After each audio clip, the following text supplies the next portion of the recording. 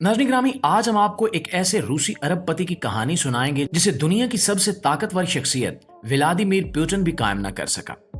ये वो शख्स है जो न खबरों में आता है, न जलसों में बोलता है, न यार्ड्स दिखाता है, न फुटबॉल क्लब खरीदता है, लेकिन इसकी खामोशी खुद एक खतरा है।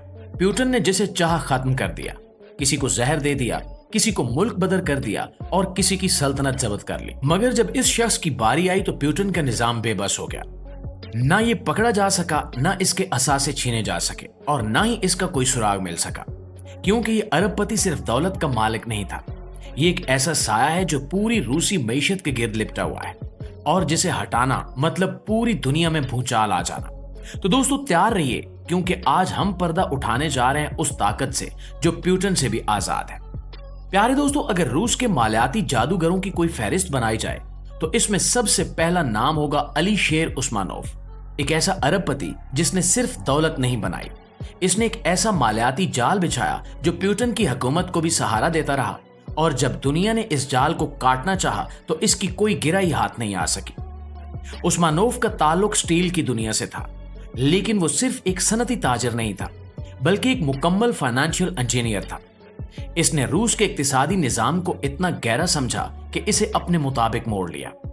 2000 की दहाई के आगाज तक इसका असर तकरीबन हर बड़े शोबे पर छा चुका था। स्टील में इसके पास मेटालो इन्वेस्ट का कंट्रोल था। टेलीकॉम में इसने रूस की बड़ी मोबाइल कंपनी मेगाफोन को सपोर्ट किया और टेक्नोलॉजी में इसने फेसबुक जैसे मगरबी इदारों में सरमाया लगाकर अरबों कमा लिए।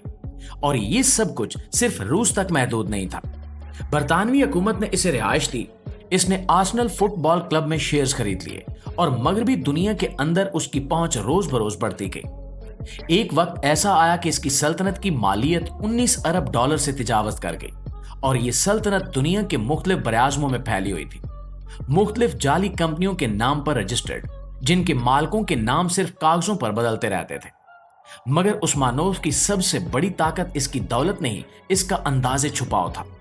ये पब्लिक में नहीं आता, ज्यादातर मामलात पर्दे के पीछे करता। रूसी हुकूमत के लिए ये एक शैडो मिनिस्टर ऑफ फाइनेंस की हैसियत रखता था। ऐसे सौदे करवाता था जिन्हें दुनिया आम बिजनेस समझती थी, लेकिन अंदर से वो हुकूमत के मुतनाज़े इक़दामात को कानूनी कवर देता था। वो कमर्शियल लेबल्स की आड़ में क्रिमिनल की पॉलिसियों को दुनिया के सामने बेचता रहा और ये कोई नहीं जान सका। फिर साल 2022 आया और रूस पर सख्त तरीन पाबंदियां लगी। यूरोप, अमेरिका और बरतानिया ने उस्मानोव को कारिंदा करार देकर इसके खिलाफ कार्रवाई की। यार्ड्स, हवेलियां, स्विस अकाउंट्स सब मुंजमद कर दिया। दुनिया को लगा कि अब इसका खेल खत्म हो गया है, मगर उस्मानोव ने अदालतों में जाकर शोर नहीं मचाया। उसने सिर्फ एक काम किया कि वो गायब हो गया। उसकी 600 मिलियन डॉलर की यार्ड दिलबर, जो दुनिया की सबसे बड़ी यार्ड में से एक थी, जर्मनी में पकड़ी गई। लेकिन हैरत की बात यह थी कि तफ्तीशी इदारे भी ये साबित नहीं कर सके कि इसका असल मालिक कौन है। इसका नाम किसी कंपनी में नहीं, कंपनी किसी ट्रस्ट में, वो ट्रस्ट किसी और इदारे में, और यूं एक मुकम्मल भूल भुलैया। सच तो यह है कि उस्मानोव आज भी मौजूद है, इसकी कंपनियां आज भी चल रही हैं और इसका निजाम आज भी वैसे ही फाल है। बस फर्क यह है कि अब इसका नाम सामने नहीं आता। इसने अपनी सल्तनत को किसी एक मुल्क पर नहीं, बल्कि कानूनी खामोशी, जाली शनाख्तों और आलमी बिखराव पर कायम किया है। यहां तक कि कहा जाता है कि इसने अपनी हिफाजत के लिए साबका रूसी खुफिया एजेंट्स मुसाद और MI6 के साबिक अफसरों पर मुश्तमिल एक निजी सिक्योरिटी टीम रखी है, जो न सिर्फ इसे जिस्मानी तहफ़्फ़ुज़ देती है, बल्कि मालूमाती जंग, डिजिटल प्रॉक्सीज और सियासी चालाकियों में भी महारत रखती है।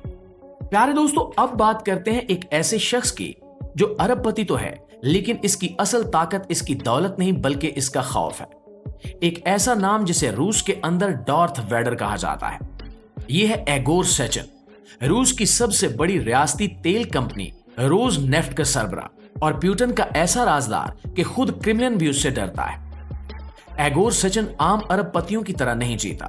ये न मगरिब में जायदादें बनाता है, न फुटबॉल क्लब खरीदता है, न किसी यार्ड पर मौज मस्ती करता है। ये सिर्फ एक चीज में महारत रखता है, कंट्रोल। ये ताकतवर है, लेकिन अपनी ताकत को कभी दिखाता नहीं है, बल्कि इसे पसे पर्दा रखकर चलाता है, जैसे कोई जंगी कमांडर। सचिन का दायरा इख्तियार सिर्फ रोज नेफ्ट तक महदूद नहीं है।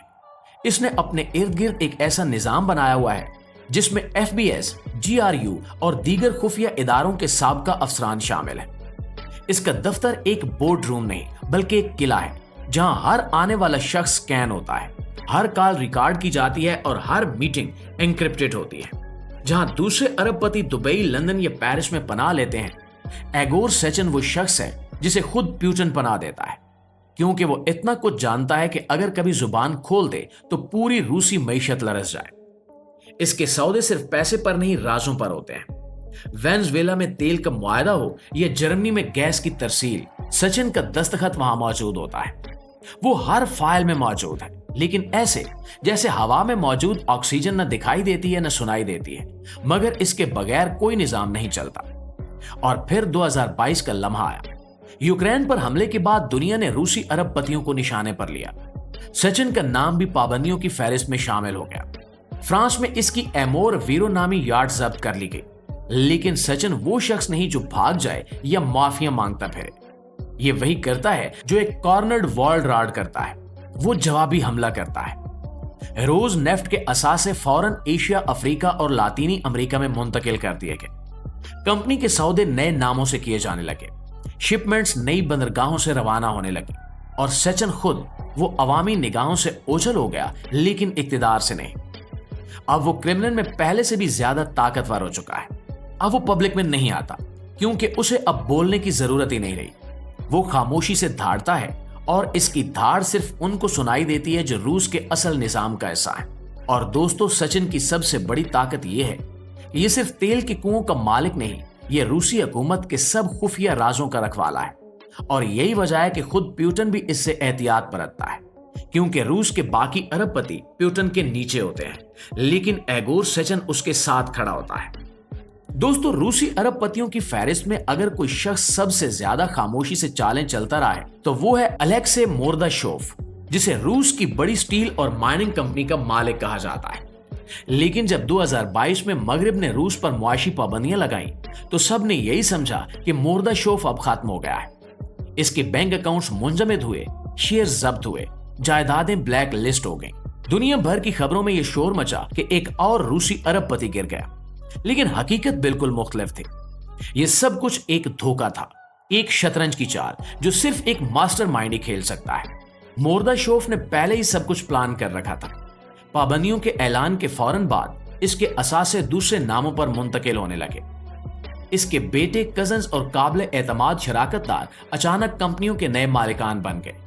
کچھ اثاثے فروخت دکھائے گئے، لیکن وہی اثاثے دوسرے ناموں سے واپس خرید لیے گئے، لیکن صرف مختلف بینرز، مختلف پتے، مختلف دستخط۔ اور مغرب وہ صرف ایک نام پر پابندی لگا سکا، اصل شخص تو پہلے ہی منظر سے غائب ہو چکا تھا۔ مورداشوف نے دنیا کو اپنی تباہی دکھائی تاکہ وہ خاموشی سے دوبارہ طاقت حاصل کر سکے۔ اس نے اپنی سلطنت کو قانونی جادوگری سے، خاموشی سے دوبارہ وہیں پہنچا دیا جہاں سے اسے کوئی ہلا نہیں سکتا۔